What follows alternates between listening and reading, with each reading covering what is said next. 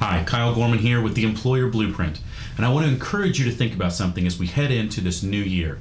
I want you to think about an annual review, but not in the traditional mindset that we typically have in business, where we sit down with an employee at the anniversary of their previous year and we talk about the performance for the previous year, and that's usually where we want to talk about money and salary and pay increases. What I'm talking about is really more of a calibration, and what you're going to do is you want to look at the year behind them as an individual, and then what their opinion is of the team or the organization or the company as a whole. And so provide this information to them ahead of time. What I did with my team was I provided them with just a basic agenda that said 2016 personal successes, 2016 personal challenges, 2016 company successes, and then also company challenges, with just a couple of questions within each one to kind of give them a chance to answer that and think about it. And then I gave them a few days before we met. Then along with that, I also said, now as we look to 2017, what's your personal forecast? What are some goals that you've set for yourself, some things that you want to focus on individually based on the successes and challenges that you had in the year before? And then also from a company perspective, kind of zooming out and looking more globally, as an organization, what are some things that you think we did really well, we need to continue to do, and what are some things that we need to improve on?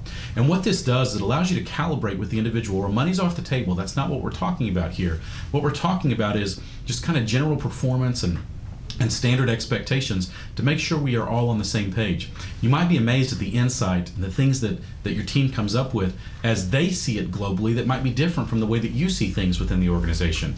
But especially with them as individuals, it's amazing to see the things that people want to discuss, to say, these are some challenges that I had through the course of the year that you, as the leader in their organization, as the manager of the organization, maybe never even realized. Well, now it gives you the opportunity to kind of step in their shoes a little bit and say, okay, well, how can I support you in that as we look towards this new year? You know, what happens is at the end of the year, there's sort of this race, and we're constantly looking. There's a mindset that happens at the end of a year to say, how are we going to finish the year? You know, we're trying to get these extra receivables in. We want to see if we're going to make money, we're going to lose money. Are we hitting our goals? You know, we got 2 more contracts to get, or we've got so many more widgets to get out the door. Whatever it is, there's this race to the finish line. And then at the beginning of the year, there's just something amazing about 1 week to the next, that there's a breath of fresh air, and now we've got a clean slate. And we can look at what's the year ahead going to be for us. It's a clean slate. We can start new. Well, that's a great time to sit down with the individuals on your team and say, what was really good last year, and where did we maybe mess up? What can be tweaked here? And what do we want to do this next year? While you've got this breath of fresh air and a clean slate, what do you want to do next year? And what are some things as a team you think that we need to do and improve on that make us better and that can help us as an organization succeed and become significant in our industry?